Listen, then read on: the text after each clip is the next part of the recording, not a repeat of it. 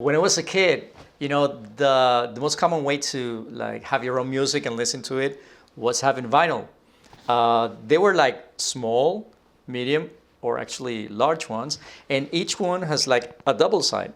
So on one side you had probably 4 or 5 tracks, and then on the other side some of the tracks. So it was really interesting because if you wanted to listen to your favorite song or one specific song, you would have to like move the needle to exactly where the music would start.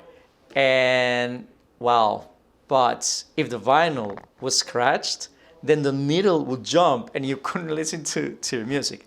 However, if the vinyl was perfect, I mean, the sound of it, it was just incredible. I think not even modern technology can have the same quality of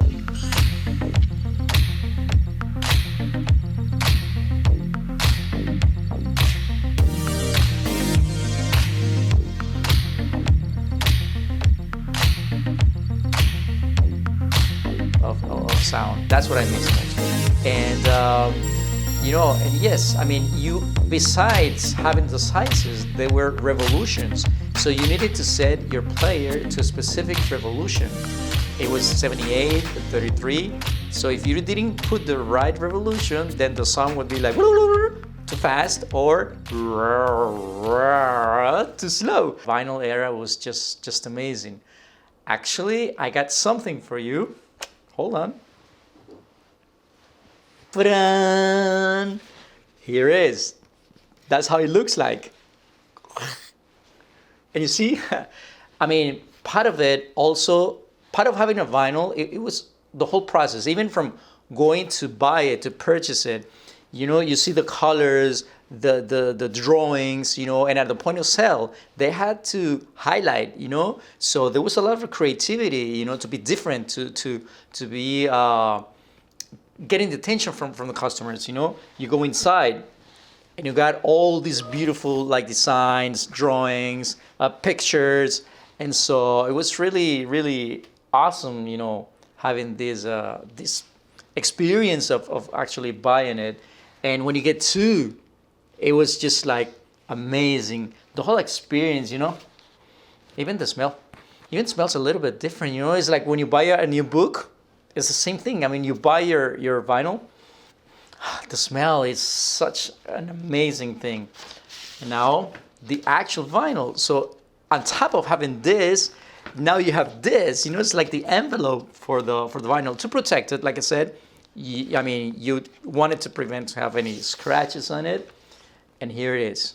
This is a big one, a long play, such two-sided long play, amazing. And again, each color would also guide you to what side you were listening to. Here you got this green side. I don't think you guys can see it. And then you got this like purple side. So you would learn this and you would immediately know, oh yeah, my song is right here. And I don't know if you can see it, but the lines are here. So each line represents the beginning of a new song. So the needle, you would have to like put it exactly where you wanted to listen. So, I mean, I miss it. And if you wanted just the individual song, then you would buy a smaller one. And it was only one song in the whole freaking vinyl. And you know what? That's what single means. That's when they say release a single. That comes from that time where a single song was in a single vinyl on a single side. So that's the single. There you go. Every time you hear they launch a new single, that's where it comes from. So as I was growing up, now getting into like late 70s, early 80s, I wanted to have my own playlist, So there's where the cassette came into action.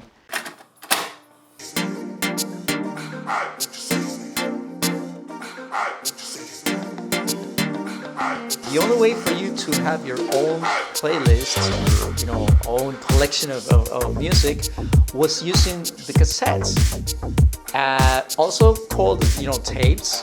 And these tapes, I'll show you in a little bit, had two sides as well. The most common length of these cassettes was like 60 minutes. So that means that on each side you could record 30 minutes, right? And you had to wait basically until it played on the radio for you to record the song.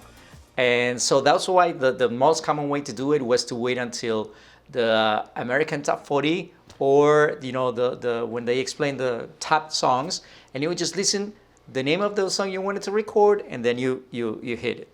Now sometimes what happened is the radio DJ would stop the song, not until it was over, so your song would be cut. Or sometimes the radio stations would put like advertising in the background.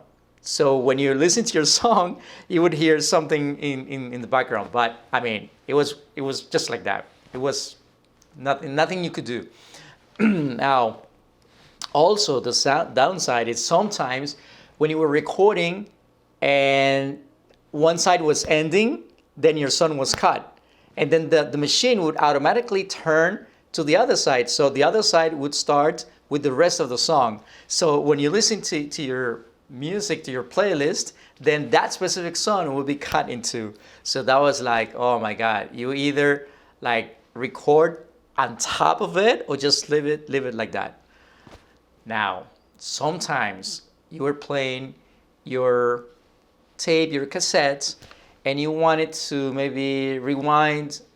Oh, and let me tell you something. I forgot to mention something. For you to go to a specific song you wanted to listen to, you had to put the cassette and fast forward it until you reach the point where your music started. So it was a trial and error. Like you had to maybe sometimes fast forward it, sometimes like rewind it until you find this exact moment where your music starts. By doing this, the tape that it's inside the cassettes, sometimes it would get like tangled, and then you start listening this like strange noise, and you were like, what the fuck is that? And then you would pull out your cassette, and I'm going to show you the cassette. This thing has this tape, and so this tape sometimes would be tangled, and I'll show you what. So this is what I'm talking about. The tape would be like tangled, and this was easy because actually it was just out of the cassette. So very easily, with a pencil that you always had to carry, you would have to like go inside of it. This is how you learn to go inside of it, and just like turn it around until the tape was back in the cassette, and it would play it back again. Now, sometimes if you didn't have the patience, like this guy here, I was never that patient. Sometimes I would just take this tape, and if it was like really tangled, I would just fucking like move it around, get desperate, and just freaking get rid of the cassette and destroy it, because I didn't have the patience to fix it. So what happened then? You had to go back, buy a new cassette, and record again all your favorite songs into your playlists, and it would take time to do it again. You had another option, and it was just buying the cassettes. You could go to a record store, and they would sell cassettes from everybody. Let's say Billy Joel, one of my favorite artists of all times. So if I wanted to buy Billy Joel's latest, work, and probably I only like 2 songs, you had to buy the whole cassette for those freaking songs, and those songs were not necessarily one after another. Maybe one was on one side and the other one on the other side. So every time you wanted to like listen to that song, you had to go to the cassette, rewind it, fast forward it until you get to that song. Now, if you wanted to listen to the song over and over, you would just have to rewind it until you go back to where it starts.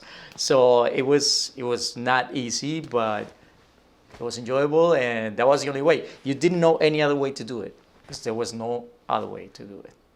Probably mid 80s, I would say. Can't remember the exact year, 84, 85. Can't remember exactly. The CDs came out, and that was like, whoa, the pinnacle of everything. Nothing could get any better than the CD. Still, artists would like try to come up with a nice artwork, but it was not as like, let's say, romantic or fancy as the vinyls. But you still have some artwork.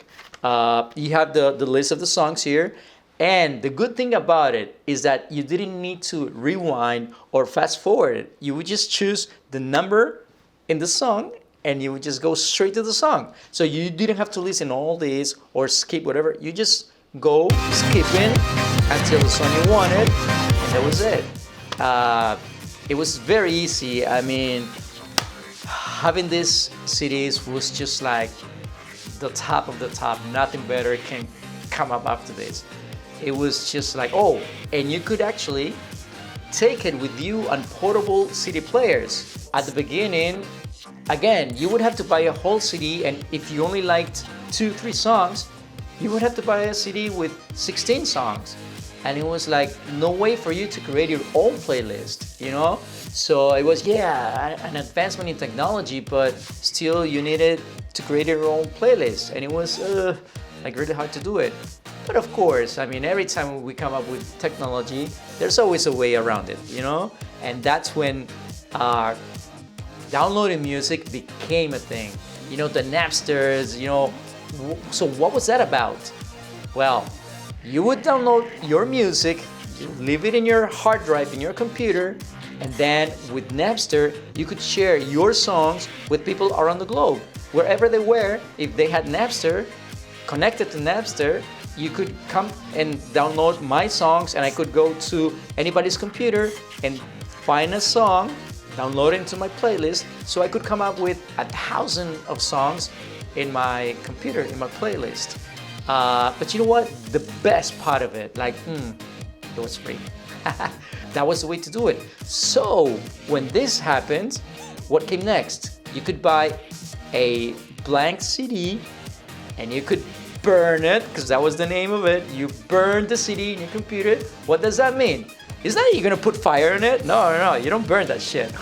Burning the CD meant that you would put as many as songs you could put in the CD, depending on the capacity, and just record it in that small disc. So now you had your own playlist, portable, take it anywhere you wanted. You could combine any kind of music without interruption, without the and the sound was really, really amazing too. So it was just like, oh my God, the most advanced technology at that time. So, okay, it was amazing to be able to download your music, record it onto your CDs, but still, you will need to carry all those CDs with you. And guess what? MP3 players came into action, baby. So there were small devices where you could save tons of your songs and just like plug them into a computer, into your car device, and just listen to your favorite songs. In a very small freaking device, man, you had tons of songs. And you could exchange with your friends, and you can actually, that was a very good gift. I mean, if you wanted to like hit a girl with, a nice thing, you would just give her a USB with tons of music. That was it, man. That was the bomb.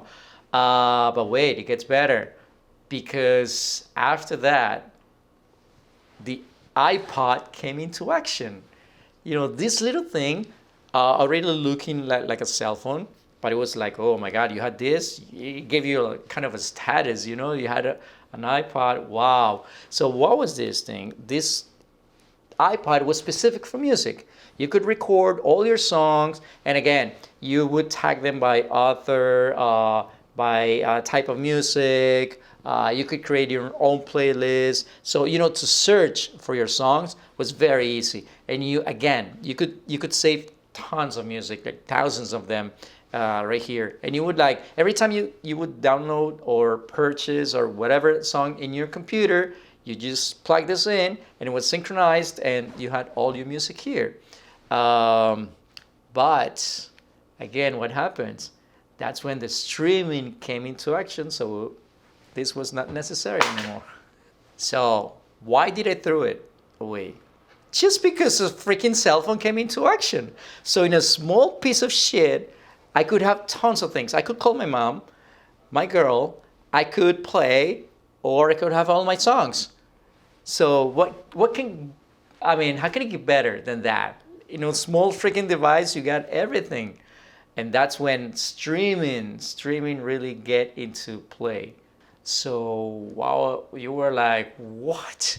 Now I can freaking have internet, and through internet I can listen to my songs And actually, it became very easy for you to create your own playlist without the need of buying it. Like you didn't have to buy the songs. You would just like look for them, add them to your playlist, and you can create different playlists, by, different type of music, like rock music, reggae, salsa, you name it. So that was like, oh shit, now it's amazing.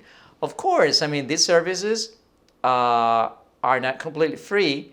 You either have it for free, but listening to commercials, or limiting the amount of songs that you can skip, or you can pay a monthly fee and just like, even virtually download your songs. And I say virtually because you don't download the songs into your phone. You just download the option of listening to them. So now you got Pandora, then you got Spotify, which is, I guess, the most famous one, the one that's like everybody having. And you can actually share your playlist. If I follow somebody, I can listen to that playlist, and if that person updates the playlist, I can still listen to the new songs. So this is now the new way to actually share your music. However, I'm going to confess something. I'm going to be honest with you guys. Every now and then, I like to go back, to the time where I could listen to the cassettes, to my music, to my playlist, my songs in those playlists. And for a couple of hours, maybe a whole afternoon, I just sit down and listen to my old tapes, my old music. I laugh at the way I recorded, how I mix like songs that had nothing to do in just one single cassette, and maybe I remember this song, and I look at my old things and like go back in time. But hey, just for a few minutes, few hours. I don't want to go back forever for good. But yeah, it takes you back to that romantic part of those decades way back. So I still listen to my vinyls. I listen to my cassettes. I even sometimes go out with my portable CD player just because, I'm driving my bike with a portable CD player just because, I take my CD 1 hour, come back, enjoyed it. Are you serious? Okay, so what's the last CD that you freaking listened to? Okay, with all these things going on, I listen to Police. So I got Police greatest hits, and I just, grabbed my bike, drove around South Beach, and listened to Police. And I didn't even take my phone because I didn't need it. I wanted to be away from everybody, like escape from reality, escape from, the mess we're living in. And I took my portable CD player, drove around, listened to Police, as if I was in the 80s. I was off the grid, man. Hashtag unplugged. Yeah.